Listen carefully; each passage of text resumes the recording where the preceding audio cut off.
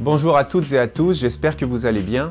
On se retrouve aujourd'hui dans une nouvelle vidéo pour aborder un sujet qu'on pourrait intituler simplement « Les vérités sont-elles toutes bonnes à dire quand on est autiste ?» Comme vous le savez, il y a quelques semaines, j'ai été invité au colloque régional Poitou-Charentes de l'autisme sur le thème « Autisme et emploi ». J'ai pu témoigner, mais j'ai aussi assisté à des témoignages, des retours d'expérience et j'ai vu le travail de certaines associations. Et je voulais revenir sur une anecdote qui a été évoquée par une personne qui s'appelle Marilyn Koss et qui fait partie de l'association Vivre et Travailler Autrement.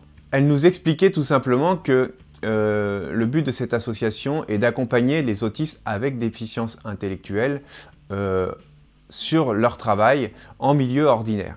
Donc il y a tout un dispositif, il y a la formation des équipes, des managers et surtout l'accompagnement de la personne.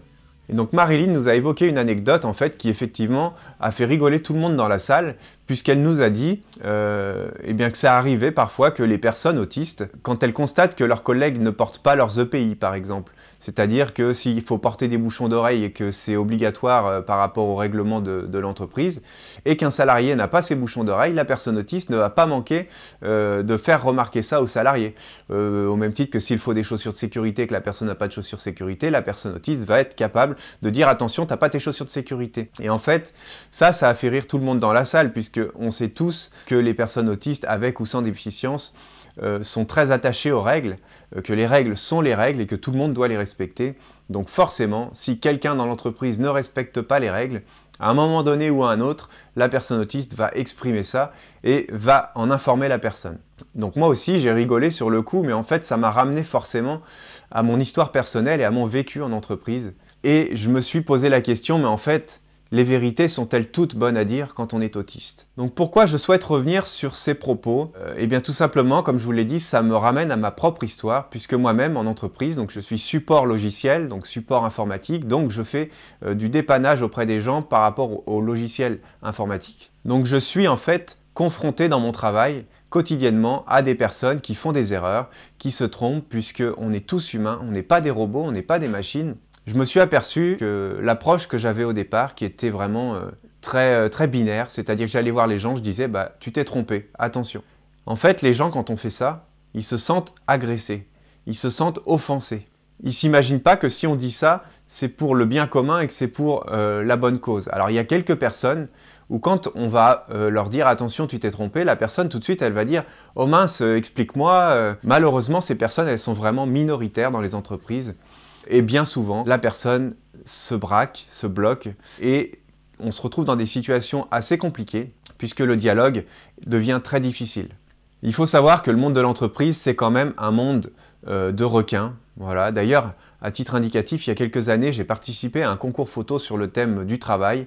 Je vais vous mettre en aperçu la photo que j'ai pu faire pour illustrer ma vision que j'ai du monde du travail. C'est pas très joli. C'est même un peu gore, un peu glauque, mais vraiment c'est comme ça que je perçois le monde de l'entreprise. Et pour moi c'est vraiment un monde assez violent. Donc aujourd'hui j'essaye de prendre des pincettes et de faire très attention à ce que je peux dire aux gens. Du coup, comment faire pour dire aux gens les choses, qu'ils aient fait des erreurs ou qu'ils aient oublié par exemple de mettre un équipement de protection ou je ne sais quoi? Eh bien tout simplement j'ai appris qu'il ne fallait pas être direct avec les gens parce que si on est trop direct, les gens, comme je vous l'ai dit, se braquent et le dialogue devient très difficile à établir. Alors pendant que j'étais en train de ranger le matériel, je me suis rendu compte que j'ai oublié de vous dire quand même quelque chose d'essentiel et d'extrêmement important. Quand vous dites à un collègue qu'il n'a pas ses EPI, ou qu'il n'a pas respecté une procédure, ou qu'il s'est trompé, ou que tel ou tel dispositif existe, mais qu'on peut l'améliorer parce que sur le terrain, ça dysfonctionne. Eh bien, en fait, vous passez vraiment pour un emmerdeur de première, pour un enquiquineur, pour quelqu'un qui cherche la petite bête, qui pinaille, parce que les gens se sentent agressés, se sentent jugés, et interprètent les choses et se disent « mais c'est qui celui-là? Pourquoi il se permet ça ?»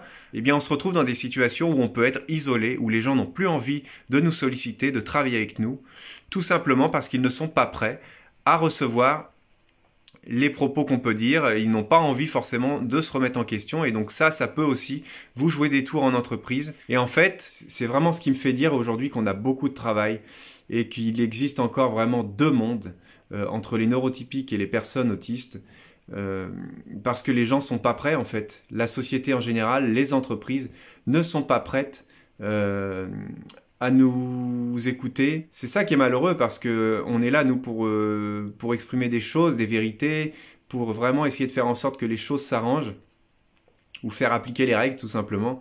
Mais ça dérange. Aujourd'hui, clairement, ce sont des choses qui dérangent dans la société en général et dans les entreprises. Donc ma petite astuce, c'est de faire en fait comme si je n'étais pas sûr de moi. Donc quand je constate qu'une personne a fait une erreur, forcément j'ai tout vérifié, je suis convaincu que c'est la personne qui a fait cette boulette. Il y a en plus dans les systèmes informatiques tous les historiques, donc on sait qui fait quoi, quel jour, quelle heure, on sait presque ce qu'il a mangé le midi ou le matin au petit-déj. Non, je rigole, ça c'était de l'humour. Aujourd'hui, ce que je fais, c'est que je prends des chemins détournés. Alors ça me coûte énormément d'énergie parce que je dois jouer la comédie. Donc qu'est-ce que je fais? Déjà, je contacte la personne, soit par téléphone, soit par email. Alors les neurotypiques n'aiment pas les emails. Voilà, parce qu'ils interprètent en fait et ils se font des films. Donc, je téléphone. Je dis à la personne, écoute, on m'a fait part d'un problème. Si vous avez été attentif, vous aurez remarqué que dans ces situations-là, j'emploie le pronom personnel « on ». On m'a fait part d'un problème. J'aurais pu dire « je constate un problème ». Mais c'est un choix volontaire de ma part. En utilisant « on », je me détache de la situation et ça me préserve pour la suite puisque je ne suis pas impliqué personnellement dans la problématique que j'expose à la personne. On m'a fait part d'un problème, j'ai l'impression que ça gravite autour de ton poste ou que c'est peut-être une action que tu as fait. Est-ce que tu peux venir me voir pour qu'on regarde ensemble et puis qu'on essaye de comprendre? Déjà en faisant ça, on laisse une part de doute et la personne se sent beaucoup moins agressée puisque je ne l'accuse pas. Je dis juste que je constate des choses un peu particulières et que j'ai besoin de son aide pour interpréter ce que je vois. La personne arrive, donc en général ça se passe plutôt bien puisqu'elle n'est pas forcément braquée, au pire elle peut être un peu méfiante.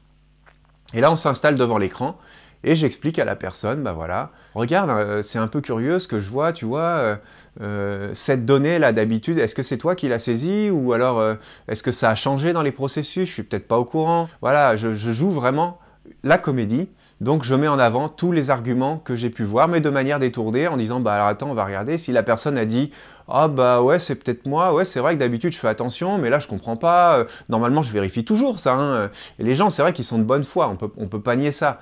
Donc voilà, mais du coup, il y en a vraiment, il y a vraiment des personnes qui sont dans le déni, qui refusent d'admettre qu'elles se trompent, et là ça me coûte énormément d'énergie pour prendre sur moi, et des fois j'y arrive pas. Donc quand c'est comme ça, c'est très compliqué et puis ça se termine soit mal, soit la personne s'en va en râlant, ou voilà. Mais globalement, avec cette méthode que j'ai mise en place, les gens reconnaissent leur erreur puisque j'y vais de manière très calme et posée. Voilà, donc en gros, les vérités sont-elles toutes bonnes à dire? J'ai envie de vous dire non. Au même titre que si un jour vous constatez que des personnes haut placées dans la hiérarchie ont commis des erreurs, eh bien faites très attention à la manière dont vous allez exprimer les erreurs qui ont été faites puisque ça peut vous coûter cher. Alors c'est vrai que dans un monde autistique, les liens hiérarchiques, c'est du chinois. Enfin moi personnellement, que ce soit un directeur, un opérateur, une femme de ménage, c'est des êtres humains et c'est des individus.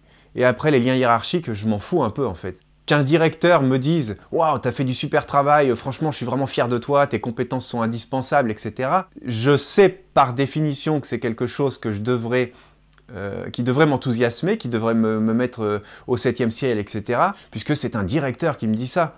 Mais en fait, ce serait, comme je vous ai dit, un opérateur, un technicien ou une femme de ménage qui me dirait la même chose, je serais tout autant touché. Et ça, c'est quelque chose que j'ai du mal à décrire. Je sais juste dire qu'en fait, moi, j'attache plus une importance aux gens, aux êtres humains, qu'au statut hiérarchique. Mais ça pose des difficultés, puisque du coup, dans le monde de l'entreprise, dénoncer les manquements d'un opérateur ou d'un salarié lambda, on va dire que ça peut passer, on va contrarier au pire la personne.